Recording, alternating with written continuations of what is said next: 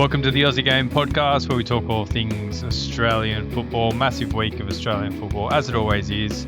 Moppy's here to chat through it all with me. How are you, mate? Yeah, good, mate. Exciting. We've seen the under-23s kick off their Asia Cup campaign this week, which is exciting. Like FA Cup for some Australians, overnight action, and we've also got some cracking games in the A-League as it continues to throw things around, doesn't it? It's the A-League is certainly very exciting, and we've seen some great games over the weekend again. Mate, the Golden Boot race is tight. The ladder's tight. You absolutely cannot predict a single game. Anything can absolutely happen.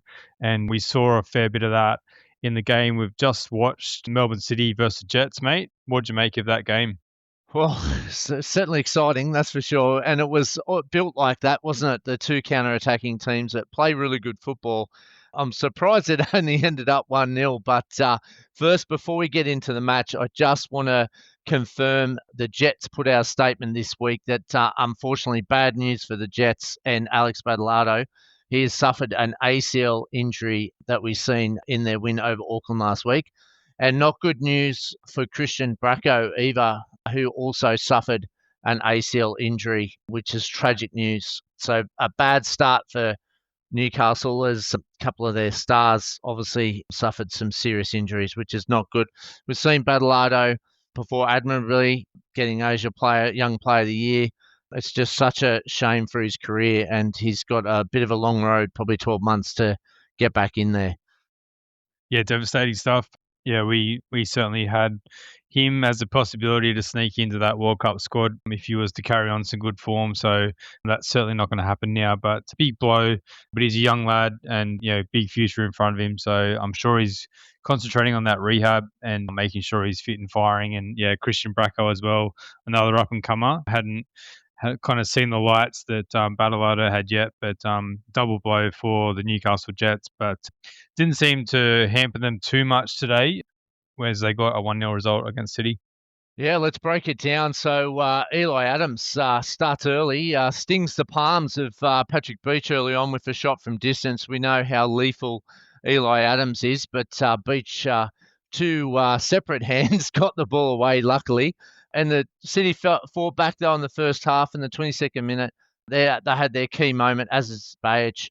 Free kick, a superb free kick, sets up Sopran, who hits the bar and unlucky not to score, and somehow Newcastle survive.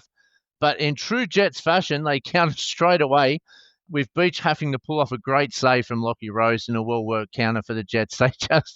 You cannot slow down these Jets on the counter. They're just so quick. City bounce back though. They counter quickly in the 40th minute, and Maty has the next best chance, cracking a shot that forces an amazing Delivanov save. This was incredible, but Nabut taps it home and follows up. But unfortunately for him, the linesman ruled offside, which was end up correct after a long VAR break to see, and it was only millimetres that stopped Nabut, who was caught offside many times in the first half. And City, very unlucky. It would have been like by about 1 or 2 mils. His hand, maybe, his foot. It was extremely close. But City, unlucky there. And both teams obviously go into the half-time break at 0-0. It was the battle of counter-attacking teams I thought in the first half. And it was just a matter of who could actually compose themselves as we went into the second half. And it didn't slow down either in the second half, where City obviously got a very dubious free kick, Nathan Atkinson putting on the act, falling over, and City fly out of the block. But unfortunately with the free kick, Maty again heads over. More pressure from City early in the second half, as Jets obviously were under all sorts of pressure in that first 5 to 10 minutes and nearly scored an own goal earlier on in that second half as well. But in true Jets fashion, they look like they're under the pump, but then they counter-attack again themselves with Jets Dobson, who probably for me was he's such a fantastic player, this young kid. He fires wide in the 50th minute as they reply to City's pressure. Eli Adams then sets up Taylor, probably for the Jets' best chance early on in the second half. And he had a one-on-one, but blasts over. Just lacked the composure, Taylor. He probably should have finished that one. And then both managers have to change it up in the 60th minute, looking for the breakthrough. But it was the Jets who come out from those changes with Lockie Rose pinching the ball off Ferreira, who doesn't make many mistakes. He was under pressure, but should have got the ball away a bit earlier as City try to play out. And if you give Lockie Rose a chance, Chief, he finishes. And it was a class finish as he puts the Jets up 1-0 and takes the lead in the Golden Boot with 6 goals. And a long list of players below him on 5. City then chuck on some second half young gun Lawrence Wong, who shoots wide in the 75th minute as they press for the equaliser, and they pile on more pressure. And in the 83rd minute, it was frantic. They had corners, shots blocked, another good save off the line. Somehow the Jets were surviving, but continued to show that resilience we spoke about last week. And then in true Jets fashion, again, beautiful football from Gibson. What a beautiful pass this was. He sets up Berticio, and he was playing right back and he was on a yellow card, still had the drive to push forward, and he hits the post from 18 yards out. And just shows the intent that the Jets were still pushing forward with a 1-0 lead. City have a late surge, though, but draw a blank, unfortunately, and they put Jets under all sorts of pressure, but just lacked a bit of composure, and the Jets just blocked everything out. And some interesting stats with the Jets 1-0 win. That puts the Jets with their second clean sheet of the season. It also reverses the 1-0 loss to City on December 6th, and it's Newcastle's 4th away win in a row now, and they go 4th while City sits 6th. As City draw another blank in this one. Yeah, absolute cracking game, mate. And as we've come to expect with the Jets, particularly when they've got a lead, they like to sit in and use all that pace and that directness on the counter attack. I've got a few more stats to throw at you, mate, because it's very interesting the way that the Jets' season has gone.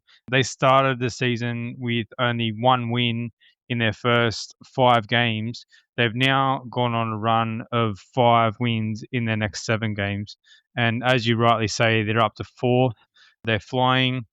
Obviously, they've got those injuries that we mentioned before, but those young players just playing with such little fear under Mark Milligan. And look, they're carrying some of that form that they showed in the Australia Cup into the season. Although it was a slow start, I think they've found their groove and they've found what they want to do. So they've got the Wanderers up next, who we'll talk about a little bit later in the episode. But yeah, all opportunity there for the Jets to continue this streak going. And how exciting are these youngsters? Oh, they're just brilliant.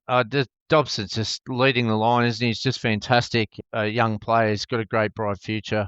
They just keep bringing him off the bench as well. I looked at the bench and I just thought, wow, I feel like they just get better. Even I thought Lockie Rose, I can't believe that he got taken off it as soon as he scored. And I thought, that's a bit of a strange move. But the talent they've got on the bench to next one up, and even with those key injuries, it just stuns me that the Jets just keep piling it on. And like you said, it's just no fear.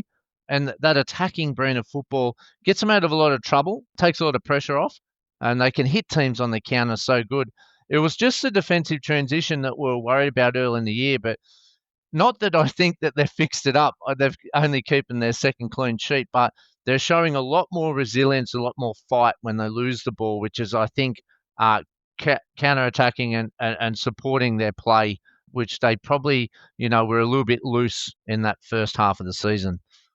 Yeah, look, on the other side of the pitch, be concerning, I'd say, for Melbourne City fans. This is their 6th home game in a row. We thought this little streak of home games have got one more to come against someone who'll be a big challenge in Auckland FC. But yeah, they've only won 1 game of those 6 home games, and that was a pretty unconvincing one against Brisbane Roar. They scored only 3 goals in that run of 6 games as well. So bit concerning, I'd say, for Melbourne City fans. We thought that this patch without ACL elite football might get them going for the season, but yeah, they just can't quite get it going, can they? Yeah, I just think they've got to learn. Like Caputo started on the bench today. I just think they've got to try to combine the boot and Max Caputo in the starting lineup somehow, just to try to balance out that front line. I just think if they can learn how to play them together, I think they'll be fine. Caputo's scored goals this year. Naboot, notorious come back from injuries, a natural goal scorer. I think they're just got to go back and try to find the balance between that team and try to get them working together rather than one on, one off. I think that's what's stopping City from being a little bit more clinical up front. And when I think Vidmar presses that button, I think they'll be fine. There's too much talent in this team, with the likes of Beach at the back, and you've got stars all the way through that side, Beach at the back as well, and we've seen how good Kai Truan's been. So I've got no concern. The A-League ladder's tight. They've just missed a big opportunity, a big window, like you said, with Asia. It seems to just stop their run, but I think they'll fight back. They're way too good to not bounce back in this league. It's just too tight. Yeah, it is very tight, particularly in the middle of the table there, but huge challenge ahead against Auckland FC next week. And we'll finish off the rest of the A-League action later in the episode, but let's go to Mopper's midweek wrap, and we're going to start with a huge performance from one of our Socceroos keepers. Yeah, it happened early in the week, but if you haven't seen the highlights of Ryan's penalty save and then double save after it, what a fantastic moment that was for Ryan, just showing his class. It was a big win for Levante. They're first off in the Liga, bounced back with a big 3-0 win over Sevilla. He produced 7 saves and a crucial penalty save that we discussed at 2-0. So Levante were winning 2-0, but again, just shut Sevilla down after that one. And it was a much-needed clean sheet and 3 points. Lifts them off the bottom of the ladder. They are obviously still in the relegation zone, but if you look at they've got a couple of games in hand. They're on 13 points. They play Espanyol tonight, which will be a tough one, who are coming 5th.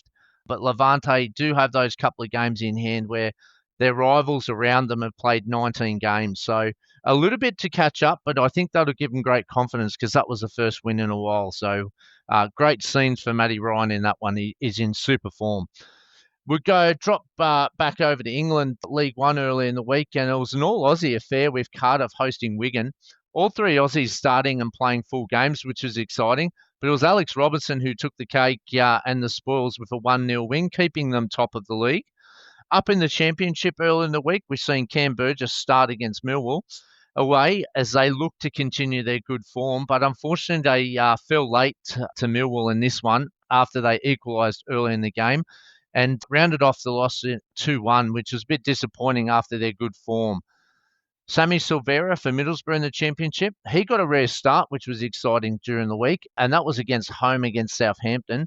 They looked to bounce back to winning form, and the Aussies didn't disappoint too with a goal and showing his worth as Borough go in a 12-minute blitz, scoring 3 goals, and then add another to demolish the Saints 4-0 as they move back to second after their first win in 5 games. Wasn't it a great result for Sammy Silvera? He's been a bit part player, Chief, and gets the goal, and that'll do him the world of good. Absolutely, mate. He also got another start this morning in their FA Cup game, which we'll talk about in a sec. But I think he's a fantastic player, and I think it's really good for him to get these starts. I think his downfall has probably been the fact that he can cover multiple positions, and he's not a specialist. So I think having him on the bench, their coach Hellman has seen that as an opportunity to bring him on and to plug holes and to fix problems. But good to see him get back-to-back starts for sure. All right, and we move over to Lewis Miller in the Championship, and they were at home to Charlton. They got off to a shocking start. They were 2-0 down before bouncing back 2-2. But good for Miller. He grabbed an assist, and important to note in this comeback draw for Blackburn, he was playing more on the right side, getting a little bit higher. What do you think of that one? Yeah, we've seen him play that right centre back, and we kind of debated his best position for the Socceroos, but we know that's probably more of his natural game, and obviously Blackburn going through a really tough spell to be down towards the bottom of the ladder. So I suppose their manager may be looking for a bit more go forward down that right, because they seem to be lacking a bit of attacking intent. So potentially that's the switch up that the manager saw for Lewis Miller to try and provide some injection going forward. Yeah, we've seen Blackburn try to move the ball forward, and they've been a bit dour. So this might be the change that they need, as we know Lewis Miller loves that right-hand side position. All right, let's go to the movers and the groovers. But the red-hot Watford was postponed due to bad weather during the week against Hull City. The weather was terrible over there and forced a few postponements.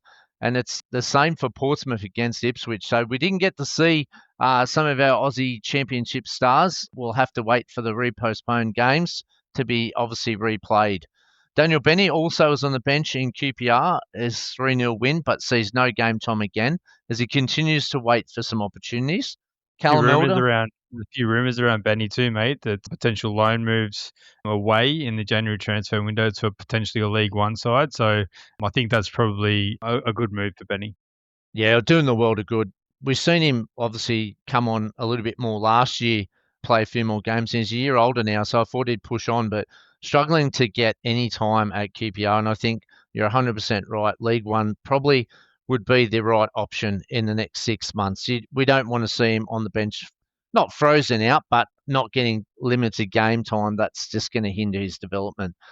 Over to Derby, Callum Elder hosted the Inform Wrexham, but they go down in a tight contest, 2-1. Wrexham in great form. Elder played 60 minutes in this one, but falls short as Wrexham take the spoils. Portuguese League 2 news, we've got Anthony Carter, who's seen a recent loan move to Firenze, but they went down 1-0 as Carter gets some time off the bench in the 60th minute. Also, too, in some overseas transfer news, we've seen Amy Sayer signs with Malmo until 2028 after leading Kristen Stards and now joins fellow Matilda Courtney Nevin and Malmo pushing for the title last year but falling short. Kristen Stards are just in the above mid-table in that league. So I think that's a great move for Amy Sayer, recognised in the Swedish league. Yeah, I agree, mate. I think that's a positive move for Sayer.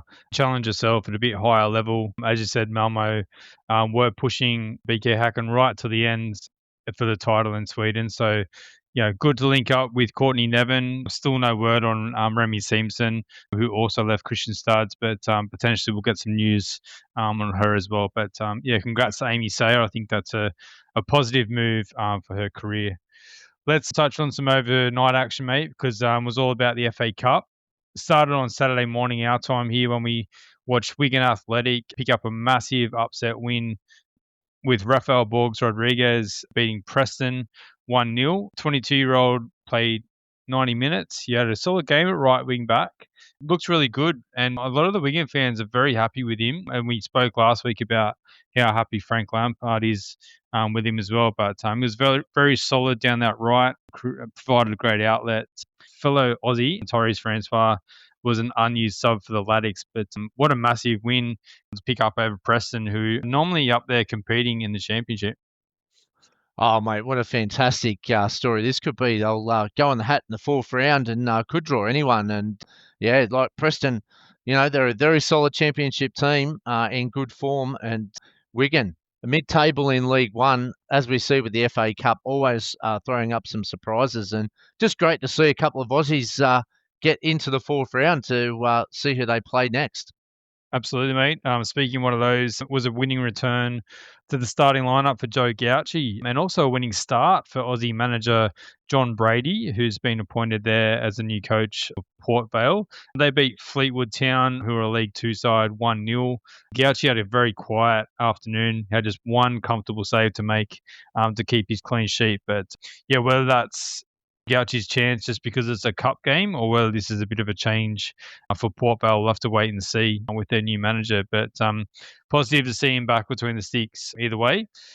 Sammy Silvera, we spoke about this before, he starts and provided a very nice assist for Middlesbrough's only goal as they went down 3-1 to Fulham. Not sure if you saw this one, mate, but nice little bit of skill from Silvera to open up the opportunity. He also created the most chances in the game and saw plenty of praise for him post-game from the Borough fans. Even saw one of them comparing him to prime Messi, which I'm sure was a bit of a stretch, but just shows you what the Borough fans are thinking of him. And I think it's probably a bit of a changing thought sometimes when he comes in and underperforms, but then he can turn on games like this. But we recorded our lock shot or not episode last week, mate, and we had him as a not, but I wonder if we were a bit too quick to write him off. If you haven't heard that episode, go back and listen to it. It was lots of fun to record. And since you've posted it out, there's been plenty of comments and debate, which we love. We love the opinions, but plenty of people disagree and agree with us. So a lot of fun. But what do you make of Sammy Silvera? Do we consider him a shot? Well, he's on the borderline, isn't he? There's been, I think, in the last 12 months, he had that game against New Zealand that he didn't really perform well against Canberra at home. But yeah, it's hard to rule out. If you get, like, again, fighting for your spot in the championship's very difficult, isn't it? And we've seen Taggart come in for Borough early in the year and kind of take away that start that Silvera had. And he kind of been in the wilderness where he was just coming on as a sub, as a bit part player. But, never know. If you're in form, you're in form. And it's just great to see him starting again. And I think it'll do in the world of good. And good resilience, too, from Silvera, having to go through that patch in the championship, because obviously it's that right age profile now that, he'd be wanting to start. But, it's cutthroat over there. And it's just good news, I think, for Silvera. I think he's potentially always going to be a shot. But I don't know. There were a lot of players that stepped up after that New Zealand game of his and really performed well. So there's a lot of competition around that left and right side, and there's plenty of depth. We've seen Overy come in, Italiano, Elder got a shot. So, yeah, I think it's very open thought process for the Socceroo coaching staff. So, look, I won't rule him out, but I still think a lot of players put their hand up in the last 6 months with this one. I think, as I said before, maybe to his detriment is the fact that he can play multiple positions. So he's not going to be picked as a specialist, and he is going to. But maybe that's all. It could be to his advantage. Depends how you look at it. But whether he's that utility off the bench that can fix a problem, or whether Popovic is looking for more specialist players. So yeah, we'll wait and see on that one. I just don't see him having. He just never have had that like clean run with the Socceroos, has he? Where we've seen consistently like some other players, and I think that's hurt his opportunities. But you never know. Time will tell. Well, let's continue with the FA Cup, mate. Nestory Irankunda got a start and a full game, but it was a bad night at the office for his Watford, who were bundled out of the FA Cup 5-1 by fellow championship side Bristol City, who are going quite well this season in the championship. Unfortunately, coming out of Portsmouth this week, we got news that Hayden Matthias was out for 8 to 10 weeks with an ankle injury. So that's going to really put him behind the 8 ball in terms of the World Cup. Probably almost likely rule him out of the March window, unfortunately. But we'll see if he can recover in time. But the Pompey injury curse continues for our Aussies. Oh, just as he was starting, wasn't it? He just broke through. He's been coming off the bench for Pompey and then cemented his spot in the last month, and now this has happened. It's going to be a hard one to take for him. It's going to be a hard injury to get over as well, like you said, 8 to 10 weeks. But just as things look good, again, struck down again, and geez, it's bad luck for Matthias, isn't he? He just can't seem to get a crack at it. So we wish him all the best in his recovery. And look, yeah, it's sad news, I think, for Socceroos fans and Pompey fans, because he was coming into form in the last month and starting every week. Yeah, they've got a huge match against Arsenal in the FA Cup as we record tonight. So, yeah, outstanding Pompey boys, Alagich, and I think Farrell will probably still be in the mix as well. Hopefully they can sneak an upset over the high-flying Gunners. Speaking of Arsenal, their women's team, they're back in action for the WSL.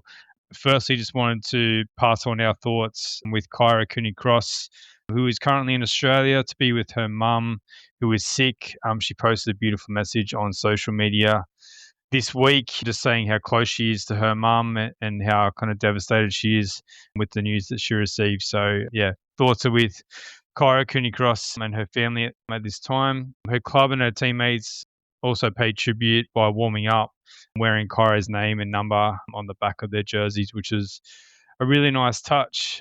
To the game, the WSL returned, as I said, Steph Catley started and Caitlin Ford got 27 minutes off the bench in a dominant display for Arsenal. But unfortunately, they were unable to break down Manchester United, despite Man U having a player sent off as well, with the game ending 0-0. They're really the type of games that Arsenal need to take care of if they want to be challenging up there with Manchester City and Chelsea for the title. Yeah, obviously, just how important family is, and all our thoughts and love, and obviously they've reached out for privacy, which is absolutely warranted in this situation. But I'm sure every person and family member of the Matildas and football family are right behind their mum. Devastating news, and our love and support goes out. And if you've got family, give them a hug and a kiss, because yeah, life's just too short, and we just wish the family, all our thoughts and our love and prayers for the Cross family. All right, let's go to League One. Cardiff remain top despite drawing 1-1 with Leyton Orient. Alex Robertson playing a full game in this one in midfield, but yeah, they maintain their spot on top of the ladder, Cardiff. Let's talk over to Scotland. A few games overnight in Scotland. A really tough day out for Dundee United, who were thumped 4-0 by Celtic. Zach Sapsford started, played 78 minutes, while Ryan Strain returned from injury with 30 minutes off the bench. So, yeah, the Celtic got the Martin O'Neill bounce. Unfortunately for Dundee United, their rivals for that sixth spot in Scotland, that all-important sixth spot, Falkirk, they won overnight. So, put a bit of a gap on Dundee United, which is unfortunate for our boys at Dundee United. All-Aussie affair between Hibernian and Motherwell, which ended in a 1-1 draw. For Hibs, Jack Idle played a full 90 minutes. Martin Boyle remains injured, but seems hopeful that he's back by late January, so hopefully that one's not too bad. For Motherwell, Oscar Priestman started in midfield, and Johnny Kachumbis was an early sub coming on in the 18th minute. Apostolos Stamatolopoulos was an unused sub. Pretty strong numbers out of this one, mate, with Jack Iredale having the most duels won with 9, and then Johnny Kachumbas having the most chances created and the most passes completed despite coming on as a sub, and Oscar Priestman with a 100% pass accuracy. So two teams there in 4th and 5th in Scotland who are really trying to push those top three, aren't they? Yeah, good point for both. Very hard one to split, weren't they? And the result shows it. And they're still up there. Obviously, Rangers play Aberdeen tonight, and Celtic, well, wow, Celtic, yeah, got the news obviously with the sacking and then the interim coach coming in back. Just never a dull moment in Scotland this year, but it's great. I think it's a good even point for Hibs and Motherwell to keep pace at least. And I think there's going to be some very important games for both teams. Are really in form, aren't they? And will challenge and put up some challenges for the top three as they stay within touching distance at least. Just a couple more to get through in Europe because the majority of the action is happening tonight. But Livingston picked up just their 10th point of the season with a 1-1 draw with fellow strugglers Kilmarnock. Both Ryan McGowan and Teddy Youngie started in that one. And Nac Breda picked up an important win, point, with a 0-0 draw with Groningen. The result lifts them off the bottom and within 1 point of safety. So Max Ballard started in this one, so really important for him. And yeah, they can see safety in sight, but not quite there. But at least they're off the bottom for the time being. And just some transfer news out of Croatia. Fran Karacic has joined Croatian side NK Osijek on loan for the rest of the season from Hajduk Split. So we know that his game time was really drying up. So see if he can get some game time at his loan club and push his case for the Socceroos. Yeah, All good proactive move, that one, getting out early in January to get some game time, like you said. Sorry, mate. No, well said, mate. Let's touch on, mate, our Olyroos, our under-23 team, who started off the under-23 Asian Cup with a 2-1 win over Thailand during the week. Just run through a couple of things from the game, mate. It was a slow start from the Olyroos, which resulted in Thailand taking a lead in the 8th minute, with the goalmouth scramble resulting in a goal. Thailand then had a player sent off for a very bad challenge not long after that on Geordie Valadon. Australia then started to turn the screw a little bit, started to dominate from that point, although they didn't draw level until the 29th minute when Yaya Dakuli's wonderful piece of skill drove a penalty that captain Ethan Alagich converted. And what about this one? Just 1 minute later, Matthias Macallister then scored an absolute screamer, picking the ball up on the left, cutting inside and curling the ball into the far post. Yeah, absolutely brilliant from Macallister. Both teams had some decent chances before half time. Australia could have scored at least 4 goals, but Thailand could have easily added to their 1 goal as well. Halftime subs, James Overy was introduced at halftime and made a difference with Australia's go forward down the right. You can just see that class and how much difference he makes. A couple of chances fell to Ethan Alagich, Aiden Hamid, and Matthias Macallister in the second half, but the score remained 2-1. Substitutes in the second half, Nathaniel Blair, Jed Drew, Arieth Piol, and Lewis Agosti. So, I mean, probably one of those games to start the tournament where you get the 3 points and you move on, particularly with Thailand having a player sent off. I would have thought that we would have gone on with that result a bit more, but, they say in tournament football, it's not how you start, it's how you finish. And I think the most important thing was to get the 3 points. Few interesting selections for the starting lineup. It felt like we had a bit more strength on the bench than potentially in the starting lineup, whether that's a tactical thing or just players that Tony Vidmar prefers. But what did you make of the game, mate? And how do you think we might go in the game against China tonight? Yeah, I think tonight's contest will be the tougher one. Although Thailand really surprised me. I don't think, when they went down to 10 men, I thought we'd just totally dominate the football. But Thailand still got in behind us plenty of times. We were very open defensively, weren't we? We got played through pretty easy. It was a bit of a clunky display, but then I had to go back and, you've got to put your mindset through it. And it's probably a changing of the guard, isn't it, for the 23s? Like, if you look at the previous teams, we've seen Teague, Toure, Qual, Italiano all come through the 23. So if you look at this side that's been picked, it's a lot of mix of the under 20s. You see Macallister at a young profile age as well. We've also seen that, 10 players weren't able to go, which were held back by clubs due to obviously being the FIFA window. So they've had all sorts of challenges, haven't they, in the build up to this? You're right, probably around the performance being game one, because it was a little bit clunky. And I didn't think we dominated as much as what we should have. But hopefully that's just a little bit of calibration there, just getting used to each other. They haven't spent much time together. Like I said, you've got a mix of 20s, 23s, and a few other players that haven't been in the mix before. So maybe that's just time together on the pitch that'll help them in this next one. It's a real crucial game. I think China drew 1-1 with Iraq in their first game, so you can see that this group is going to be very tight.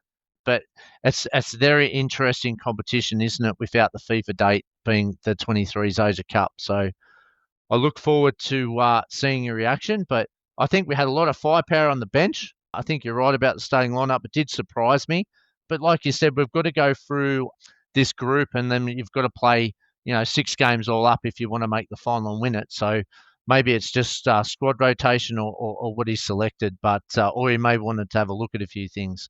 But I think overall, I'm very wary that this group is in a changeover period, and a lot of them haven't played much football together. There's probably the reason why it did look a little bit clunky out there at times, but great moments for Macallister.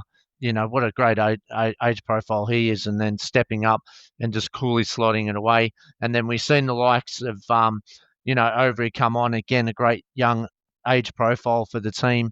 So we do have a very young side, which is, I think, fantastic to see.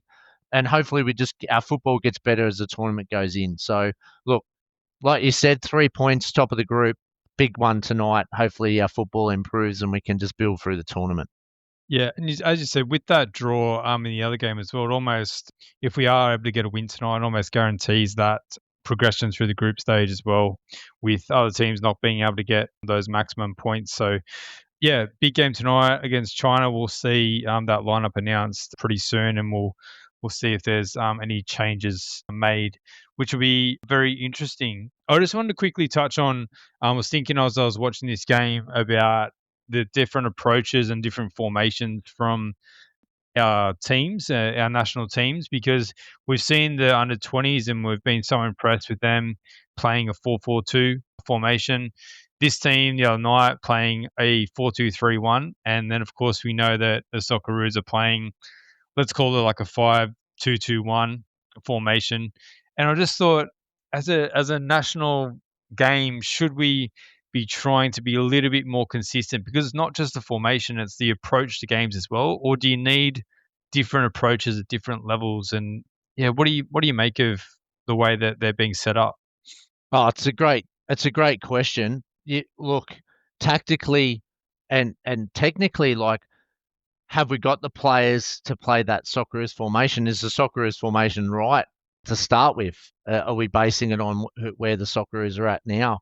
But there's got to be some similarities, isn't there? Like, there's arguments on both sides, but I think style of play in football is probably more important. I think tactically you can always change it up at any level, but it does help when it's consistent through the age groups, the way we play. And I think that should be the focus rather than tactically who's what. Because again, you've got some players that are natural fullbacks and wingbacks and vice versa.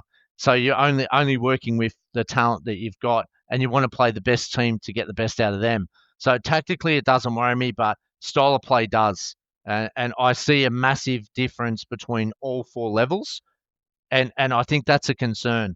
I think the Matildas seem to be on a better path with the style of play through the junior groups there. They seem to be all aligned. I just don't see that with the Socceroos. Whether that's tactically or planned, only they can answer that question.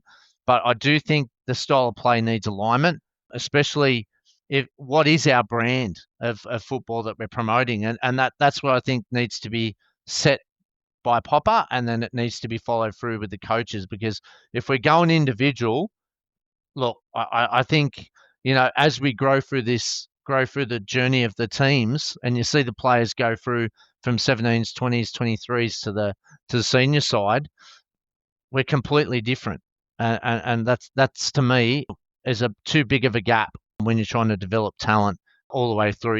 If we're seeing the players go through the system. Yeah, a couple of things came to mind. We obviously know that, say, a country like Spain, they've got their kind of tiki-taka style, and it's the same whether you're representing Spain at under 10s or you're representing at the full national team. And also, funnily enough, thought of Ruben Amorim at Manchester United, who obviously famously playing his three at the back, and he couldn't find players to fit the system. But we're playing a three at the back at the senior level. So are we looking for players to suit that style? But if these crop of under 20s come through and they're used to playing a four at the back or double striker kind of setup as opposed to a lone striker, I think those things make a difference. You might, and they might go back to club level and be playing different systems and that kind of thing as well. But I just think get a little bit more consistency just to have three different styles and formations and approaches from 20 to 23s to our senior team. I just think is strange and probably not the best way forward. But on the other argument, you could say that if we were to set up the Socceroos as a 4-4-2, and I'm sure a lot of people would like to see it, would we be more vulnerable? That's an argument, but I don't know. I just would like some consistency. Yeah, it's a great point, and it's great topic to talk about, because there'll be many opinions on this. But again, if we want to go to the next level as a country, there needs to be similarities in the majority of the things that we do. So, but the challenge is all styles of coaches and all coaches need to agree on what that philosophy is. Because if they don't, then you're just going to see what you're seeing now. And they're all going in their own direction. They're all coaches of their own right. Not to say who's right or wrong, because they're all having success at different levels. But again, when you're asking a player to continue to change systems, and when they come in, do they feel comfortable in that setup, or does it take more time? And are we seeing the best out of them? Because, yeah, it's a big challenge. But again, for Australian football, you'd want a pathway, don't you? And you see a lot of clubs that you don't see club football land. If that's the first team style, then everyone has to adapt to that, don't they? So it is the professional way. It's very very interesting if that question's ever been put to them. So it's a really good point.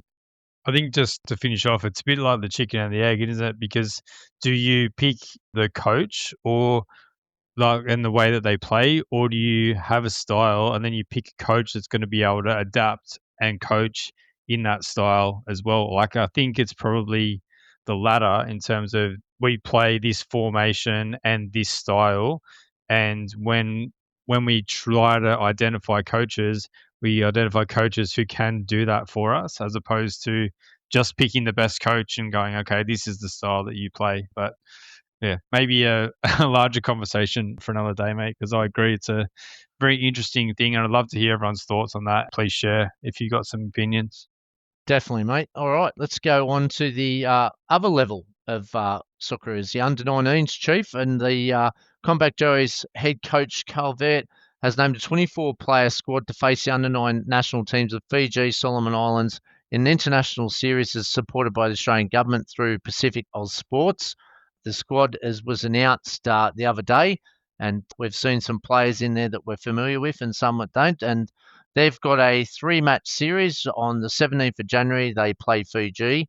On the 20th of January, they play Solomon Islands. And match 3, they play the Solomon Islands under-19 team.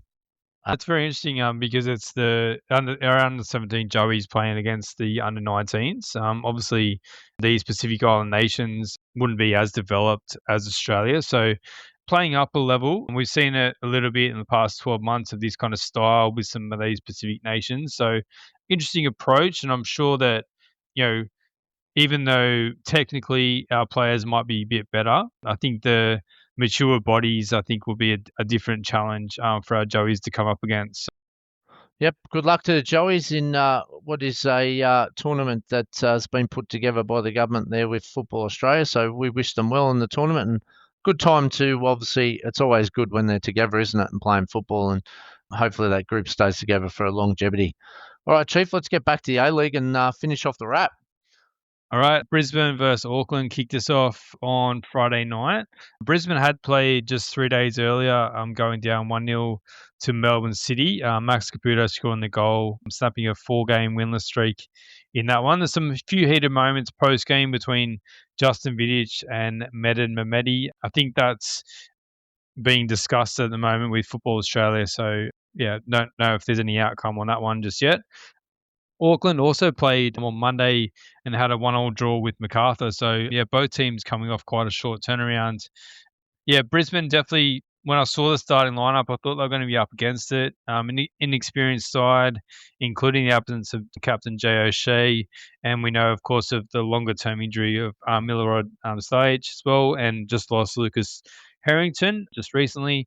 Facing the league leaders, slow start from Brisbane. Sam Cosgrove bundled the ball home from a corner to give Auckland the lead and go to equal top in the Golden Boot race. Well, that was before today, before Lucky Rose jumped ahead of him as well.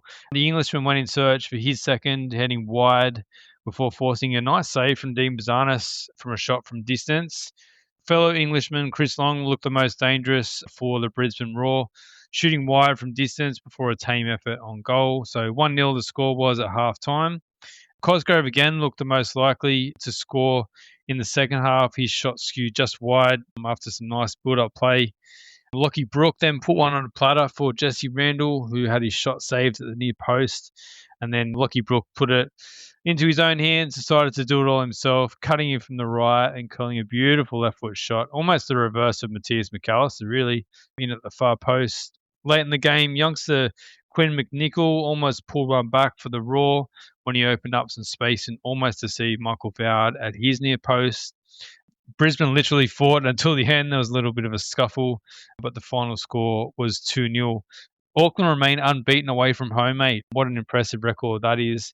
And Brisbane end their 4 games in 9 days and now get a deserved break. So, yeah, it's been a really tough run there for Brisbane. So many games back-to-back to start the year, and yeah, some injuries certainly taking their toll. Justin Vidic was missing for this one as well. So, yeah, very hard for them to get up, and probably fairly comfortable win for Auckland FC in the end. Yeah, Brisbane's facing some adversity for the first time this year. Like you said, players out. Harrington leaving's massive loss. Look, they're still in a good position. I know last week the viewers said they were a bit concerned, but, you know, they're still fifth. It's a tight table. They're 18 points. They're doing a lot better than where they were last year. and just trying to find their way through this adverse period with the injuries and the games that just come at a rapid rate. And they're starting to learn how to deal with them. I think mentally, I just think they just need to challenge themselves to balance it out a little bit. They've been very strong, very vocal on their style of play, which has got them some results. They just need to balance that out now and try to find some balance in their football and focus on that, because they're starting to lose their way, and they're easily challenged when you set up like that, when things don't go right. But I still think Brisbane Roar should be pretty happy where they are, considering the form that they've been in the last few years. And I think set up now with nice break, they'll be able to refresh, and it'll be interesting now to see their reaction. But I think they just need to let their football do the talking at the moment and just get that balance right within the club. I know their strong mentality, and I'm a big supporter of the changes that have happened and the results-driven business that they're in. And they've got that mentality through the players, but they've just got to now balance that out if they want to continue to entrench themselves in that top six and push on. Because if they keep letting the other stuff get in the way, it's impacting their football, and you can see on the pitch and off the pitch, these distractions are unnecessary, and they need to just go back and focus on the balance. Yeah, well said, mate. They're so far ahead of where they were last season, and they've come out the blocks really strong this season. But if they do kind of fall away towards the end of the season, it's all going to be for very little. But yeah, if they can keep up the momentum, it's a long season where we're just about at the halfway point, and they've got a big back end of the season, because making finals, it's been quite some time since they've done that, and yeah, making finals would be a huge progression for the team who were really underperforming last season. So yeah, let's hope that Brisbane can turn it around. But for Auckland FC, they just march on. Yeah, big game next week against Melbourne City. But yeah, they continue to just do their thing at the top of the table. Yeah, absolutely. All right, let's move on to Victory and Wanderers. And I'm a little bit disappointed in Victory, Chief, but Mr. Cool Iceman Stajic, he didn't flinch, did he?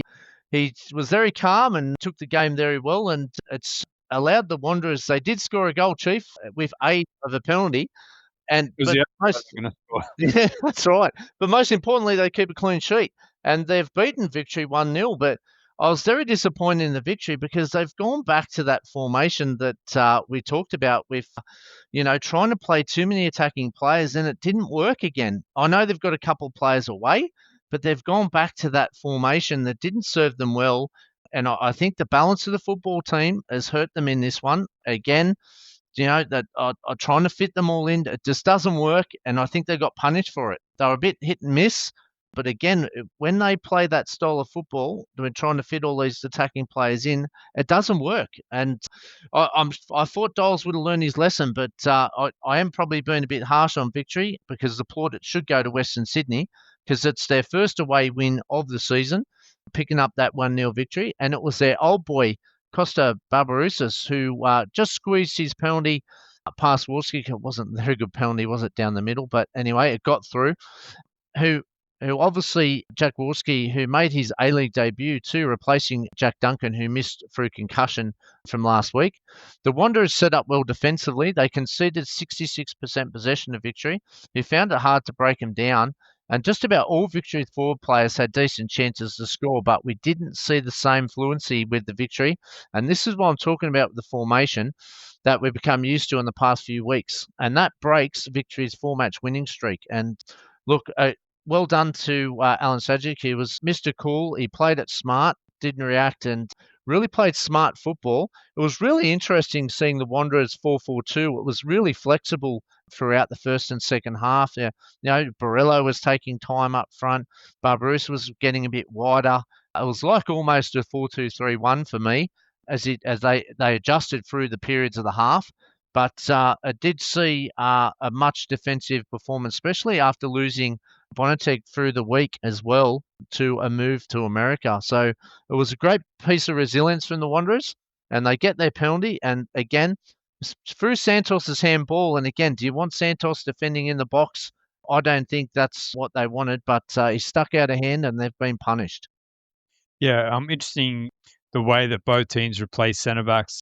Melbourne Victory lost Roderick Miranda, which meant Jason Davidson came in, and then they played Adama Traore. It was said in the comms, I can't remember who said it though, but they missed Davidson's go forward down the left, which he has been really good at this season. But for the Wanderers, Pantazopoulos comes in to the centre, which he's more than capable of doing, and then Alex Gersbach comes out onto the left. So probably the Wanderers dealt with the loss of their centre backs a bit better than the Victory. I think you make a good point around the balance of Melbourne Victory's side. I know Denny Jonro played next to Louis Dorigo in that holding midfield, but with Geordie Valadon away with the under-23s, I'm not sure how many more options they have in terms of what they do there. And then we saw Victory sign a Japanese striker during the week as well. So what that means for Nikos Virgos and Jing Reek, I don't know. But they're certainly adding more to their attacking talent. But I think it shows how influential Geordie Valadon is in this team. And he was so good paired with Ryan Teague last year as well. But yeah, just that workhorse. And as you said, just probably, Denny Jonrose, while he might be there on the team sheet in the holding midfield, his tendency is going to be to go forward as well, and maybe they just missed that. But look, credit to the Wanderers, as you said, they conceded a fair bit of possession, and they put their bodies on the line, and they got the blocks in, and they worked hard, and credit to them, they got the big result that lifted them off the bottom of the ladder. Yeah, it's very interesting, isn't it? And it's Sajic has got to work out how to get these players involved in that final third with Barillo, and that I think once they get him on the ball a bit wider with Barbarouses, I think they'll be better off. I think a slight tweak with that formation, how they were playing and where they were setting up, made a big difference. And defensively, they sat it out and were able to hold off the Victory, because we know how good Thurgate is at dictating the tempo in there and obviously breaking things up. So I think it's worked, and hopefully, they can address and continue to address that little formation that they need to tweak to try to get Barillo and Barbarouses higher up on the pitch and receiving the ball in better areas, rather than just picking them up in the back half of the field. I think once they get that right, the Wanderers, I think they'll push on, but still need that little bit reinforcement up front. Let's go to the next game on Saturday night, mate. It was a very hot game. Campbelltown, I believe it was in the high 30s when the game kicked off. Sydney FC, they ran out 3-0 winners over the Macarthur Bulls. Sydney FC were missing Al Hassan Toure and Joe Lolly in this one, but it was very cool to see a couple of our under-20s in Ocon, Yuli and Quintal all in the starting lineup. So good to see that Tale has that belief in those three in particular. Paddy Wood also made a rare start for Sydney FC. Macarthur were missing Tommy Uzcock, who got injured during the week in that game against Auckland FC. Sydney FC opened the scoring with 15 passes. Beautiful move, this one. I had to go back and count the passes, so I was very impressed. Kispe put the ball into the back of the net after some nice build-up. Ocon, Yuli, Kispe, Pat Wood, Ryan Grant, all having multiple touches in the build-up. Early in the second half, another of Sydney FC's foreigners who were criticised during the week, Victor Campuzano, got the Sky Blues second with his flicked-on header from Ben Garuccio's free kick. Paddy Wood then finalised the scoring, did it all himself on this occasion, Pat Wood. Picked up the ball in the midfield, drove through MacArthur's defence, and then beat Philip Curto at his near post. So very happy for Paddy Wood. He comes under plenty of criticism, but nice to see him get his goal.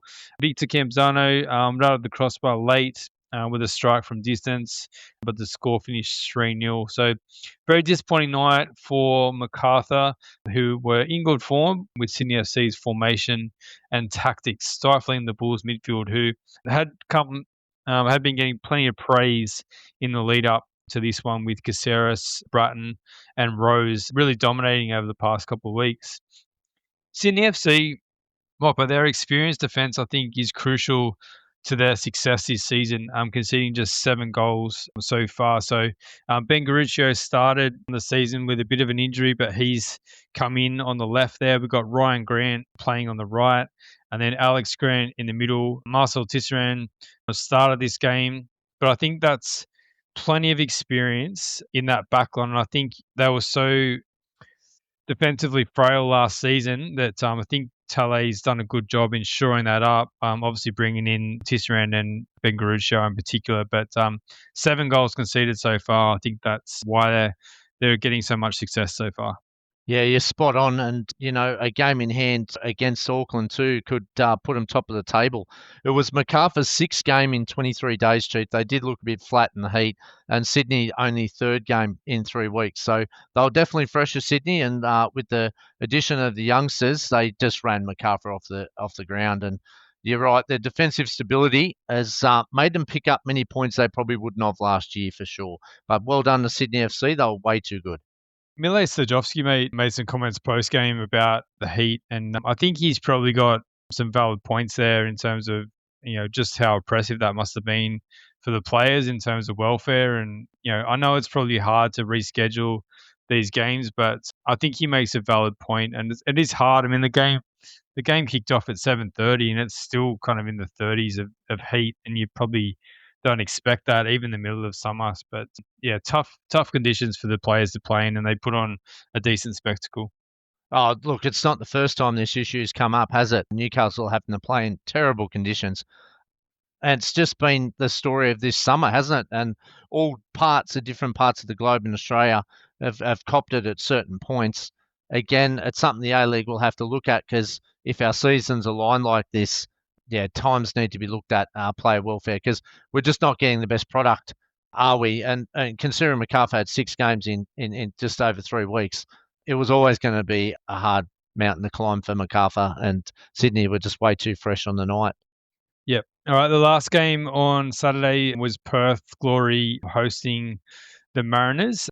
Some news on the Mariners. They announced during the week the signing of Ali Orgler from Sydney Olympic, who had a fantastic Australian championship, scoring in all 6 of their games.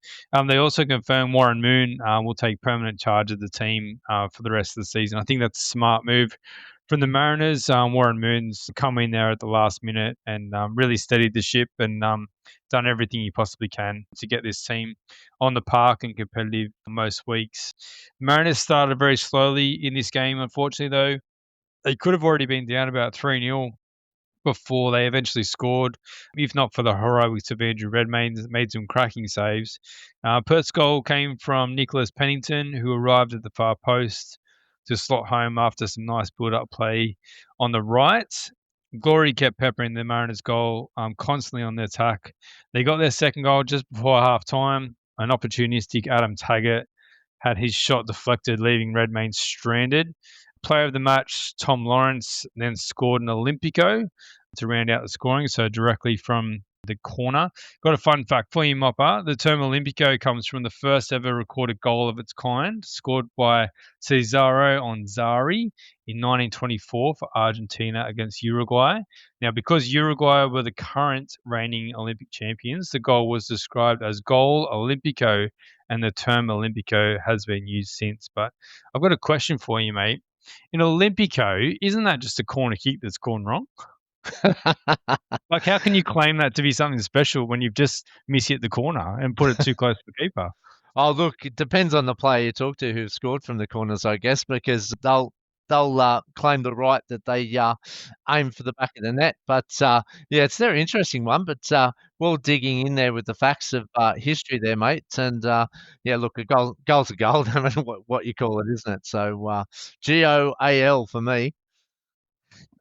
No, but Tommy Lawrence, on a more serious note, he's been a breath of fresh air for Perth, and yeah, they're really hitting some form there. The table's so tight, as we keep saying, but they're right in that mix, and they could push on toward the back end of the season. But it was a good crowd out there for Perth as well. I think it was pushing up to kind of 8,000.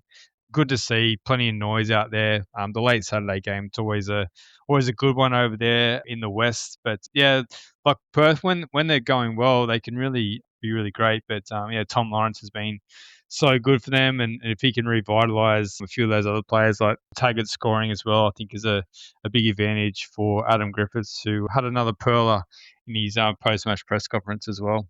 Yeah, look, Lawrence is a star. Griffiths keeps the performance going, doesn't he? And the smiles are back at Perth Glory, and the fans are now voting with their feet. And I think watching with a club that's got more stability now and that's credit to Griffiths as he's brought that stability back in the squad. So I think there's a lot to look forward to for Perth. They've been very competitive, and I think a second half of the year will be much better. And they might even push for top 6 if Lawrence can lead the way. Yeah, a few teams that might be able to lay claims to pushing into that top 6. Let's go to the final game, which was the first game today, Wellington Phoenix versus Adelaide. The Phoenix signed experienced defender Bill Tuiloma during the week to shore up their defence. This was an absolute game of two halves, mate, because Adelaide threw away a 2-0 halftime lead to draw 2-2 with the Phoenix. Yeah, definition of two halves. Wellington had one shot in the first half, and then in the second half, Adelaide had 0 shots, not even on target, 0 shots total. So yeah, completely turn this one around. Wellington even had several chances late to complete the turnaround, but to get the win, but were unable to convert. Very nice goal from Adelaide. Panache Madania with a run down the right, teeing up fellow 21-year-old Ryan White to slide home. Adelaide's second was through Luke Duzel, unleashed an absolute rocket for his first A-League goal. And then a couple of headers for Wellington to complete their comeback in the second half. First one came from Isaac Hughes, and the second came from Corbin Piper. There were scenes at the end of the game, mate. Both sets of players just fell to the ground like they'd run a marathon, because I think they'd just gone through the emotional ringer in this game, because both teams, I think, would be disappointed with the result, thinking they could have won it.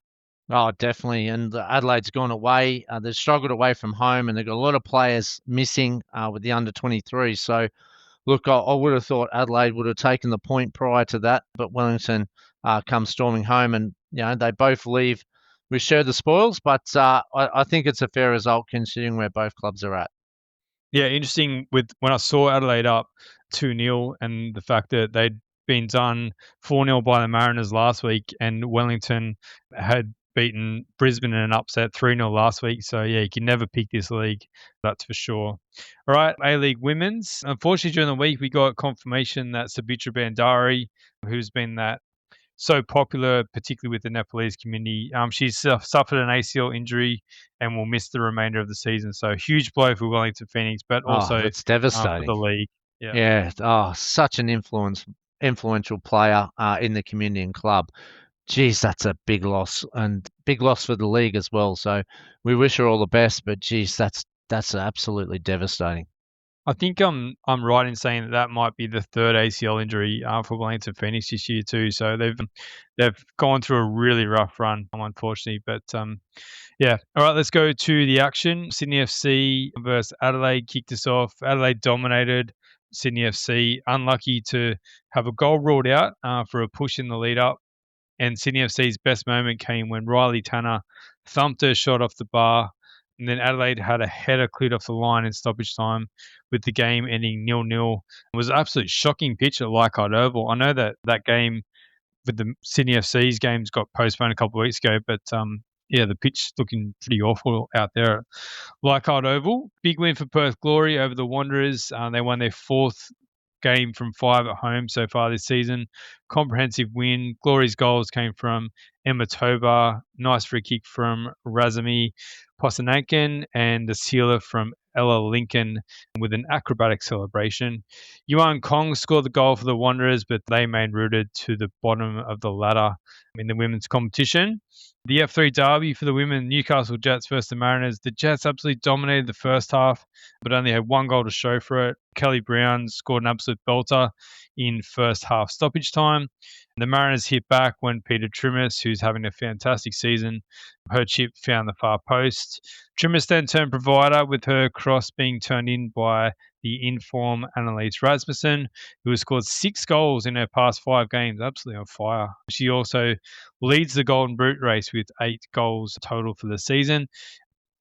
Olivia Page acrobatically cleared the ball off the line for the Mariners late on in the game in stoppage time to secure the 3 points. Over in New Zealand, Wellington Phoenix went down 2-1 to Melbourne City. Daniela Boutros laid on Melbourne City's opening goal, cutting it back for Letitia McKenna to stick it home. Buttress then almost got on the score sheet herself when her shot just squeezed under the keeper. It looked like it was heading in, but 18 King tapped it in from close range just to make sure of it. Wellington scored a late goal through Michaela Woods, but City hung on for the win. And wouldn't you know it, mate? Melbourne City, top of the league. Yeah, didn't take them long, did it? They're a superb side, and they're going to be very hard to knock off at the top there. Well done to all the girls there in a fantastic performance over the weekend. But yeah, City setting the standard as they always do. Yep, and also during the week, we just had some news out of Western United. This is a statement from their website. Western United confirms that all court proceedings involving Western Melbourne Group and Western United Football Club have been dismissed following the successful settlement of outstanding matters with the Australian Taxation Office on Friday, 9th of January. This outcome represents an important and positive moment for the Western Melbourne Group and the broader project. It enables all elements, including the football club, to close a challenging chapter and move forward with renewed clarity, confidence, and purpose. With this matter now resolved, Western United Football Club will focus fully on rebuilding, strengthening its foundations, restoring long-term sustainability, and working towards a strong return to the A-Leagues. So, yeah, one step, I'd say, Mopper, in them returning to the competition. But look, exciting for the Western United fans who hope to see their club back in the competitions next season. Yeah, still a lot more to do, isn't it? From a football point of view, the football club as an operation is probably more that we're concerned about. And where does this leave Western United? Still not a good situation, but like you said, at least the first step is done. They've put their hand up, cleared the debt. So is this onward and upward? But I think from an operating point of view, they've still got a hell of a lot of work to do in relation to how can they make this football club profitable or at least sustainable in the future if they were to return to the A-League. Yep. Yeah, as I said, one step in the process to get them back. But yeah, obviously we'll hear plenty more from Western United in the coming weeks and months if they intend to rejoin the competition next season.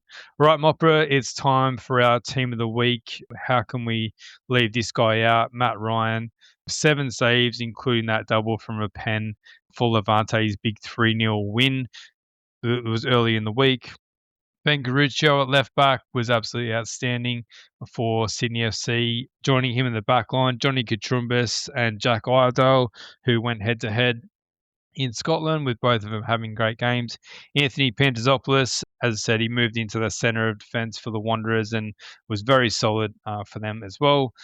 Across the midfield, got Sammy Silvera, a goal and an assist during the week. Peter Trimis for the Mariners also got a goal and an assist. Ryan White, very solid for Adelaide today and also grabbed a goal. Lockie Brook, 2 goals in a week for him. Matthias Macallister for that brilliant curled shot for the under-23s in the Asian Cup. And I thought Paddy Wood led the line very well for Sydney FC last night. He comes under plenty of scrutiny, but he was very good last night. And whose is your super sub for this week, Mopper? And are you only picking one? Yes, only picking one, mate. The Energizer Bunny himself, Will Dobson. He is an absolute star and great to watch. The young 18-year-old just keeps providing us with highlights and moments of football. He's got a massive future ahead of himself. Really accustomed to the A-League now at such a young age, and his energy and press and football now is just I just love watching him play as long as with his counterparts at Newcastle. A great win for Newcastle, and Will Dobson definitely contribute to that one. So well done to all the players who made the team of the week. And wow, what a goal from Macallister there, rightfully in there, and Lockie Brook pushing for the Golden Boot as well. So great selections. All right. Yeah, big week in Australian football, mate. We have plenty to cover tonight. We are going to be doing an A-League men's half-season review, which I think is why Moppet snuck in that point around Lockie Brook, who he picked as the Golden Boot winner. But we're going to look at all 12 A-League men's clubs, look at how we predicted them to finish at the start of the season and where they're actually going to be. See if we've got some egg on our face or whether we got some of them right. But we'll also go through our Golden Boot and Johnny Warren medalist predictions as well. So that'll be a bit of a fun. So that one will drop during the week. Keep an eye out for that one. In preparation for that, I'd love to hear the opinions generally about the league, but particularly about your club and how you think they're faring versus what your expectations were for the season. I think that would be very fun to hear from some fans. Absolutely, and plenty of action overnight. We'll catch up on the midweek wrap too, so look forward. There's a plethora of games tonight, and we wish all the Aussies good fortune and good luck, and put on a great performance, and we look forward to chatting next week in regards to those performances. Yep, as I said, we'll be back midweek for our A-League half-season review. In the meantime, enjoy football. All the best.